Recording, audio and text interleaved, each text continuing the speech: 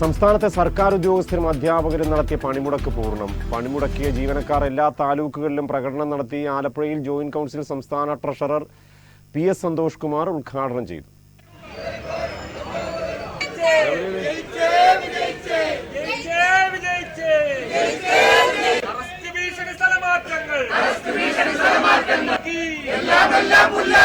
പണിമുടക്കം വിജയിപ്പിച്ച ജീവനക്കാരെ നിങ്ങൾക്കായിരം അഭിവാദ്യങ്ങൾ.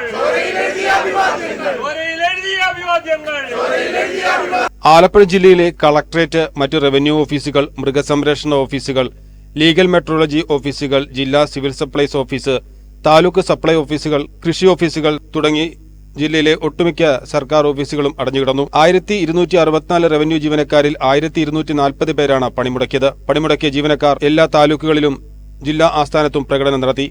ആലപ്പുഴ കളക്ടറേറ്റിൽ നിന്നും ആരംഭിച്ച് PWD ബിൽഡിംഗ് ഓഫീസിൽ സമാപിച്ച ജില്ലാതല പ്രകടനം ജോയിന്റ് കൗൺസിൽ സംസ്ഥാന ട്രഷറർ PS സന്തോഷ് കുമാർ ഉദ്ഘാടനം ചെയ്തു. കേരളത്തിലെ ജീവനക്കാരും അധ്യാപകരും ഇന്നൊരു സൂചനാ പണിമുടക്കം നടത്തി അത് സമ്പൂർണ്ണമാക്കി വിജയിപ്പിച്ചിരിക്കുകയാണ്.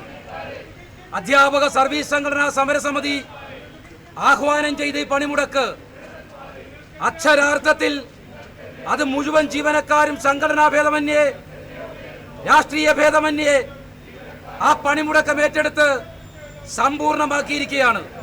അടഞ്ഞിരിക്കുന്ന ആഫീസുകളുടെ എണ്ണം എടുത്താൽ, പണിമുടക്കിൽ പങ്കെടുത്ത ജീവനക്കാരുടെയും അധ്യാപകരുടെയും എണ്ണം എടുത്താൽ ഒരുപക്ഷെ ഇതിനു മുമ്പ് നടന്ന വലിയ പണിമുടക്കങ്ങൾക്ക് അപ്പുറത്തേക്കാണ് ഈ പണിമുടക്കം ജീവനക്കാർ ഏറ്റെടുത്തിരിക്കുന്നതെന്ന് ബോധ്യപ്പെടും.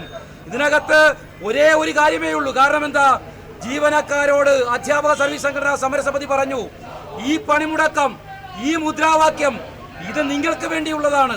ഈ മുദ്രാവാക്യങ്ങൾ എന്ന് പറയുന്നത് കേരളത്തിലെ ജീവനക്കാരും അധ്യാപകരും അവരുടെ നെഞ്ചിലെ തുടിപ്പായി കാലങ്ങളായി പകർന്നു തന്ന മുദ്രാവാക്യങ്ങളാണ്.